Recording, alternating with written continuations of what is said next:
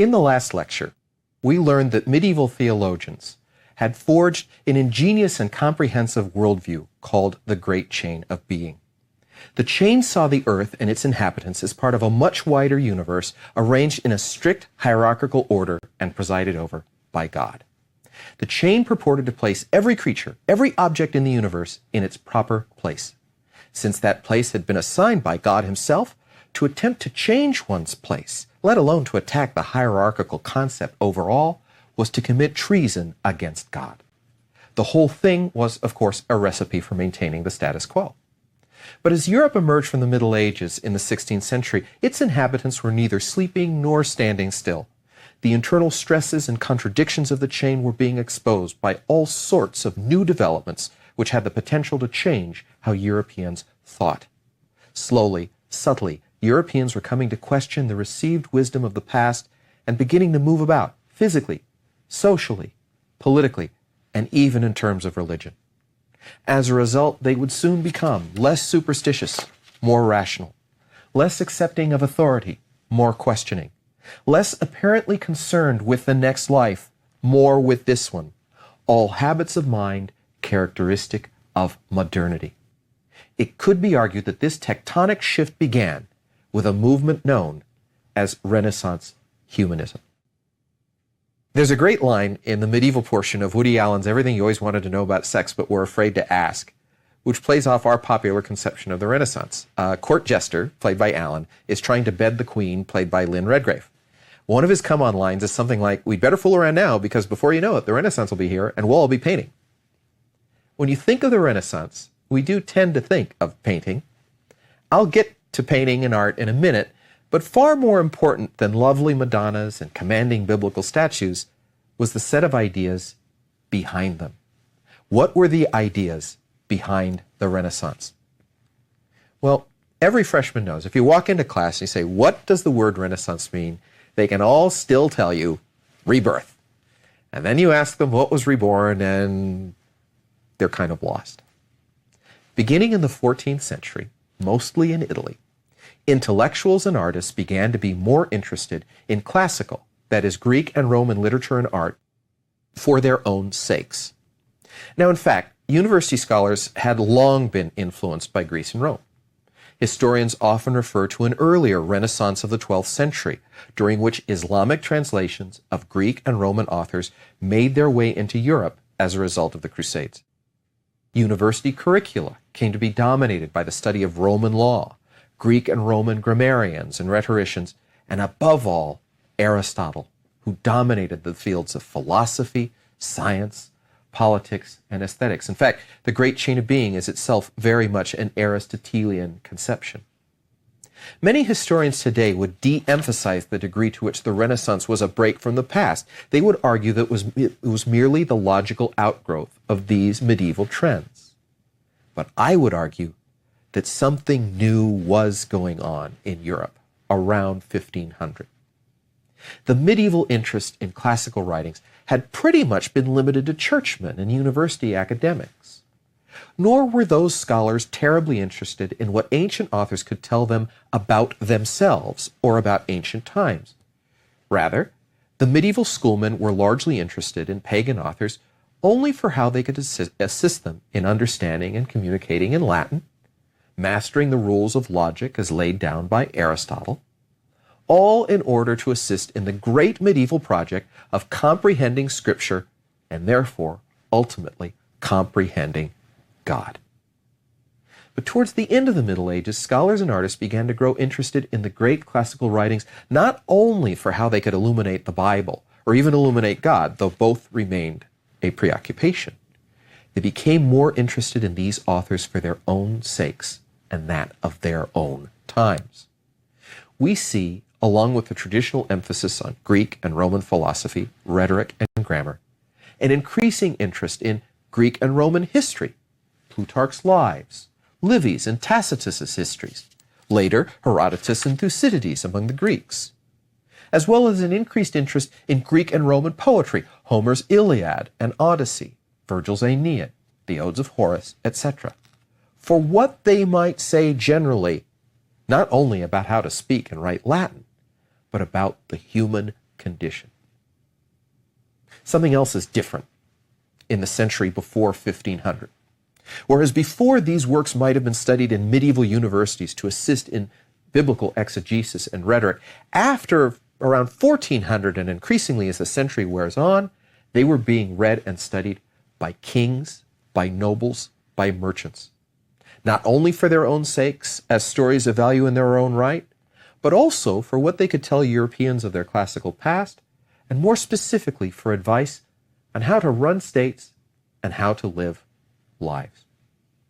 The movement is universally credited with starting in Italy. Why Italy? Well, Italy was perfectly placed to be the European entry point for goods from the fabled East. Now that meant fabrics, and it meant spices and medicines, but it also meant books. During the Middle Ages, it had been Italian traders who had followed the Crusaders into the Middle East, and when the fighting subsided, established contacts with Muslim governments and merchants in the Levant. That's what contemporaries called the eastern shore of the Mediterranean.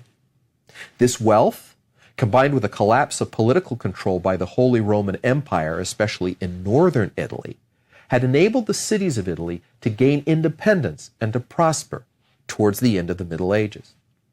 Do you remember how many of the most populous cities we mentioned in previous lectures in Europe were Italian? Venice, Genoa, Milan, Naples, and inland Florence became a manufacturing, and those were all ports. Inland Florence became a manufacturing and banking center. The Medici were, in fact, the bankers to Europe. Later, after about 1500, the rest of Europe would eventually either bypass the Italian trade routes when Portugal and Spain pioneered alternative routes to the east, or they would seek to take control of them. During the 15th and 16th centuries, both the Holy Roman Empire and the French fought over control of Italy. By 1559, the Spanish had largely won, putting an end to the independence of most Italian city-states. But in the meantime, the contact born of those wars would allow Renaissance ideas to spread. In the meantime, you need to know that it was Italian wealth between 1250 and 1550 that made the Renaissance possible. Since that wealth was centered on cities, the Renaissance was, to start off with at least, an intensely urban phenomenon. It was also, I want to argue, an intensely human one. Implied in the rebirth of interest in Greece and Rome, the Italian Renaissance saw a shift away from the study of abstract heavenly concerns, theology, philosophy, towards the real, the human, and the concrete. History, after all, is full of the story of humans. Poetry is full of human emotions, and in the case of Roman poets like Ovid, lots of sex. I would also argue that this period and this movement sees a shift towards the individual, all of which explains why we speak not just of the Renaissance, but of Renaissance humanism. Now, I want to be careful here. I don't want to overdo it. Theology and philosophy continue to be growth industries for European intellectuals, especially in Northern Europe. Some of the greatest humanist scholars applied their more critical scholarship, in other words, humanist methods, to more accurate translations of the Bible and early Christian texts in a movement which came to be known as Christian humanism. Christian humanism is very, very important. It will be especially important for the Protestant Reformation. One good example of a Christian humanist is the great Dutch humanist Desiderius Erasmus. He produced a new critical edition of the Greek New Testament, as well as a better Latin translation based on sounder classical scholarship than the old Latin Vulgate. He also sought reform of the church through better education and scholarship. These are all humanist values, as well as a critical examination of its core texts. I would argue that even though he's a Christian humanist, this reflects a change in attitude. From regarding the Bible and other texts received from the past as sacrosanct objects, to understanding them as human documents with a history, subject to human error, to which the individual could bring his or her critical faculties. So, overall, I see Renaissance humanism, whatever else it might have been, as a valuation of the human, the individual, perhaps not over the divine, but in tandem with it. Now, let's get back to painting. To see that valuation, all you have to do is compare a medieval Madonna and Child with a Renaissance example, say one by Leonardo or Raphael. The Renaissance, if you look at the Renaissance example, you should be struck by the greater facial and emotional expression, the amplitude and weight of the bodies these people eat, the attempt to get the features of childhood just right, even though that attempt isn't always successful. When we see a Renaissance Madonna, we see a real individual with a history and with feelings. Another fine example is Michelangelo's David. Obviously, this work glorifies the human body and glorifies youth, but on some level, it also glorifies this one particular person. Now, again, I don't want to overdo it. Contemporaries would certainly have seen these productions as glorifying God and the humans who were his creation and created in his own image. So by glorifying humans, we glorify God. But what strikes us today, I think, is how much they look like real human beings, people that you might actually see walking down the street. We see these qualities of individualism and humanity, the portrayal of human emotion, as early as the late Middle Ages, which explains why it's so hard to draw a line separating medieval from modern. For example, the painter Giotto gave greater weight and presence to human figures as early as the 14th century. The sculptor Donatello studied classical masters and attempted to put their principles into practice. Italian architects rejected the Gothic and went back to simpler classical forms in the 15th century, Michelossi's Medici Palace in Florence, or Brunelleschi's churches at San Lorenzo and Santo Spirito. In the 15th century, artists like Masaccio used mathematics and observation like contemporary scientists to solve the problems of perspective. At the same time, the sculptor Ghiberti applied some of these same principles to the magnificent east door for the baptistry at Florence. Fra Angelico and Fra Filippo Lippi emphasized brilliant color and sensuality as Ovid might. Castagno and Da Vinci studied anatomy. In fact, this period sees the beginnings of portraiture. Rich Italian merchants and Renaissance princes wanted to be memorialized, and artists like Mantegna and Botticelli sought to do so with flattery, but also with anatomical correctness. Again, a movement towards the human. These trends culminated in the masterpieces of Leonardo, of Michelangelo, and of Raphael. In particular, the work of Raphael, the School of Athens, is itself a tribute to classical values because it enshrines all the great Greek and Roman philosophers and writers in one great picture. These ideals eventually spread north, certainly by 1500, thanks in part to the printing press and also to war, culminating in the work of the great English portraitist, or at least he was based in England, Hans Holbein, and Dutch and Flemish painters before Rembrandt, like Rubens and Van Dyck. By the way, one additional human element here, another hallmark of the Renaissance, is that we know who these people are. During the Middle Ages, artists and architects did not claim or sign their works. It was all done for the greater glory of God. Now, artists claimed and achieved far-ranging fame. Vasari wrote the lives of the most eminent Italian architects, painters, and sculptors, published in 1568. Imagine a world in which people want to learn about the lives of these people. That says something about the elevation of the artist, but also an engagement with the human. The sculptor Benvenuto Cellini wrote a famous, self-glorifying autobiography, which in the 19th century became an opera by Berlioz. This degree of self-consciousness and self-promotion would have been unthinkable outside of academia, academics always take credit, in the Middle Ages. But I would argue that the real origin and the greatest impact of Renaissance humanism came not in the visual arts, but in literature.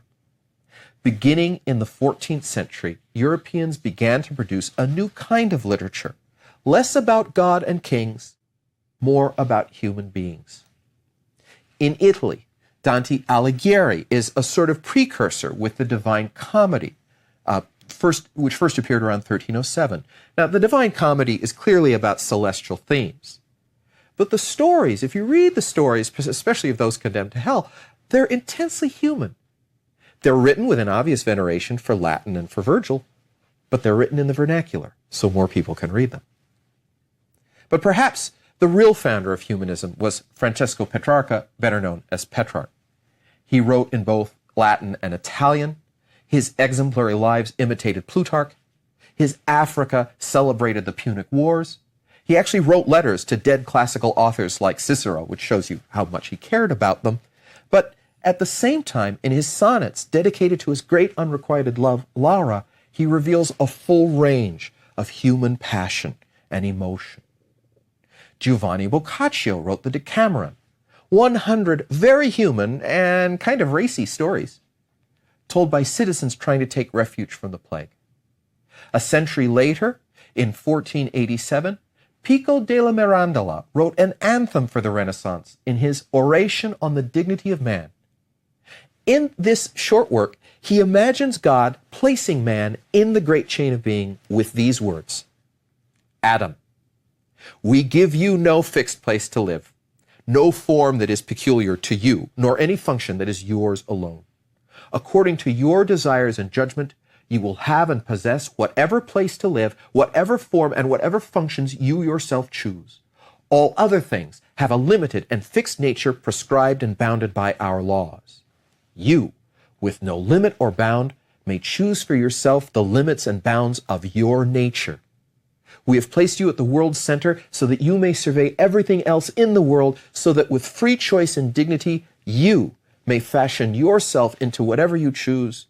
To you is granted the power of degrading yourself into the lower forms of life, the beasts, and to you is granted the power contained in your intellect and judgment to be reborn into the higher forms, the divine. In Florence, Lorenzo de' Medici, Lorenzo il Magnifico, patronized Italian poets as well as painters and sculptors at his court. These ideas spread beyond Italy, as I indicated before. In England, as early as the 14th century, Geoffrey Chaucer's Canterbury Tales anticipates later developments, as Dante did. Later, in the 16th century, humanist works included the sonnets of Wyatt and Surrey, Spenser's Faerie Queene, Shakespeare's sonnets and plays, Ben Jonson's poems and plays. In Spain, Don Quixote by Cervantes at the beginning of the 17th century makes fun of medieval notions of knightly conduct. In France, the poetry of Ronsard, the political satire of Rabelais, the essays of Montaigne wave the flag for humanism. Now in music, church music remained important, and it's kind of hard to attribute any possible classical influence to the increasingly polyphonic and complex masses of Palestrina or Thomas Tallis or William Byrd. But in secular music, we see a definite interest from the classical side. Madrigals and motets were intended to be performed in people's homes. This is the development of the songs of the medieval troubadours, but all show a classical influence. They're all based on Renaissance poetry. They emphasize human conflict, love, war, etc., and above all, the role of fortune, fortuna, in people's lives. This is very classical. It's not religious at all. Orlando di Lasso, Carlo Gesualdo, and above all, Claudio Monteverdi, an Italian court composer who about 1600 wrote the first still performed operas, all based on classical stories, Orfeo, the return of Ulysses, the coronation of Poppaea, but filled with the human themes of love, loss, power, and ambition. In England, about the same time, we get the songs and motets of Byrd, of John Dowland, of Orlando Gibbons, all full of unrequited love, powerful passion, dramatically expressed. But Renaissance humanism was about more than raw emotion. It sought to change the world. Humanist scholars were highly critical of medieval education, which emphasized that all knowledge was received from God through ancient authoritative texts like the Bible or Aristotle.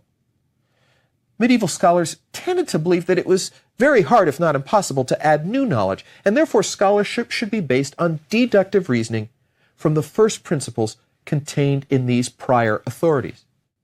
Humanist scholars found the resultant scholastic logic to be shabby and intolerant and incapable of fulfilling Pico della Mirandola's prediction Humanist scholars advocated a reform of education. They wanted, in effect, less theology, less abstract logic, less rote memorization of past knowledge, less narrow professionalism.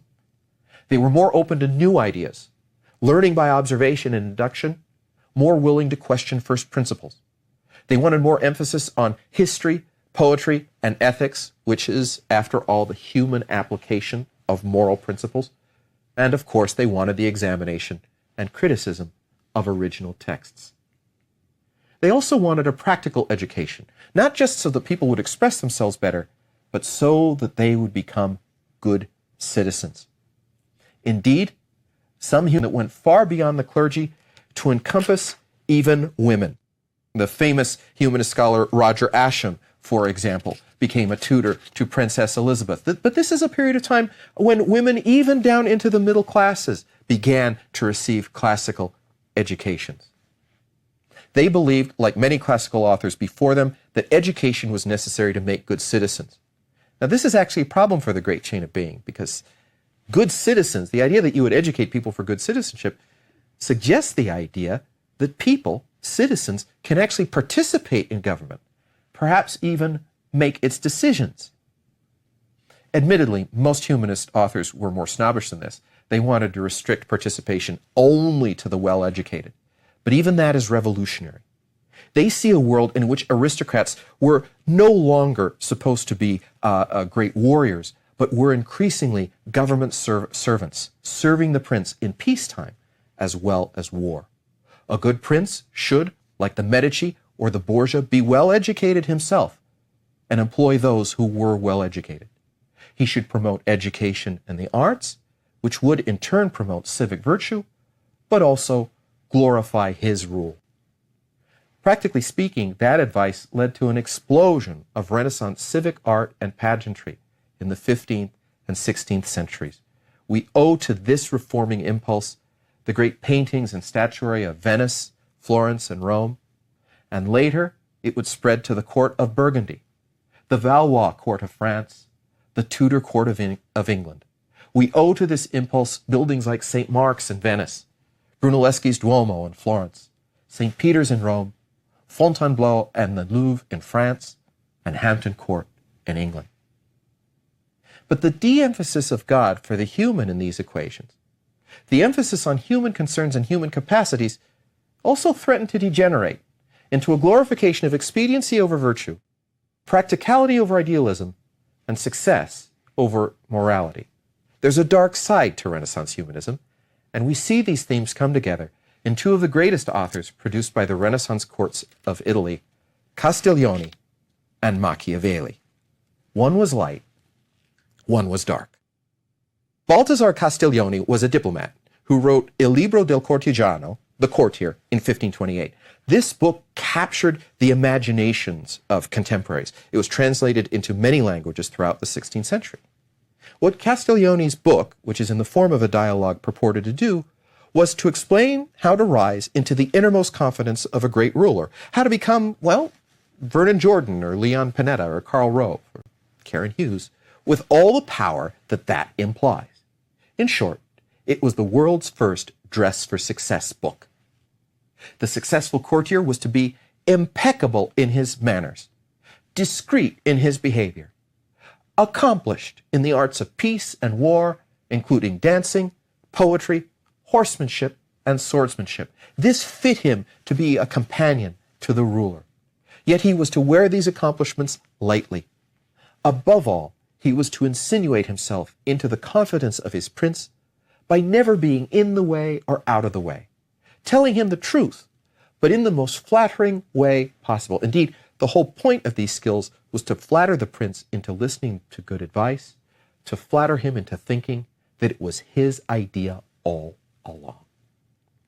Now, it could be charged that Castiglione never really confronts the central tension here between truth and flattery, between morality and success. Anyone in active life can tell you it is next to impossible to embrace both simultaneously. And in fact, the Renaissance itself only barely began to confront the fact that it is next to impossible to be both godly and human at the same time. Our next author would solve the problem by choosing one. His name is Niccolo Machiavelli, and his great work is The Prince of 1532. Machiavelli doesn't bother with courtiers. He wants the prince to himself. Now, in fact, he's part of a long tradition going back to at least Seneca of trying to teach princes how to rule. It's called the Mirrors for Princes tradition. But Machiavelli gives this old genre a new humanistic twist.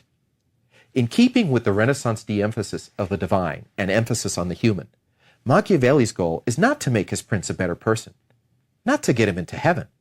It is rather to keep him in power on earth and to strengthen that power.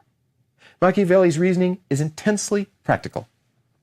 I quote, "My intention being to write something of use to those who will understand, I deem it best to stick to the practical truth of things rather than to fancies.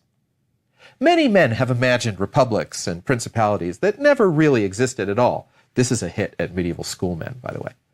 "Yet the way men live is so far removed from the way they ought to live that anyone who abandons what is for what should be pursues his own downfall rather than his preservation. For a man who strives after goodness in all acts is sure to come to ruin, since there are so many men who are not good.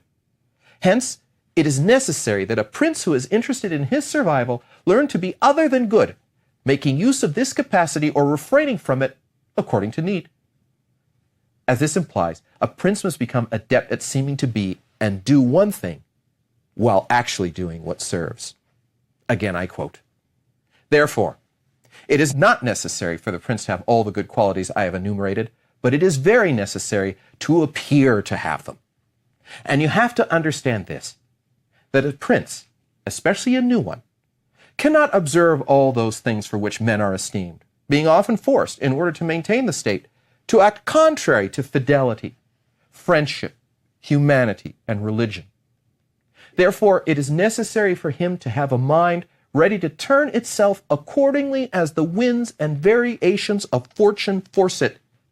Yet, as I have said above, not to diverge from the good if he can avoid doing so, but be able to do evil if constrained." Is this the freedom of choice celebrated by Pico della Mirandola? Is this where we've ended up? A philosophy which began by elevating human beings has now taken to this rational extreme, ended by reducing them and their lives to the level of, well, beasts. There were numerous reactions to Machiavelli's work. I could make an ahistorical argument here by saying that the two most profound ones were actually written before Machiavelli. They come from Erasmus and More. Erasmus had written a satire of the human condition and bad government generally called In Praise of Folly, which was published in 1509. Thomas More had written Utopia in 1516, describing a mythical land that was far more just and rational than England. In each, Renaissance princes were prodded by satire to remember their responsibilities to their subjects and to the laws of God. Now, note that while More's and Erasmus's aims are a lot closer to the tradition of the Mirror for Princes than Machiavelli, even here, the appeal is to critical humor rather than abstract encomia. In other words, these works too were far more humanistic than they were scholastic or medieval. Perhaps the ultimate inheritors of this tradition, the humanist tradition, were the Englishman William Shakespeare and the Frenchman Michel de Montaigne.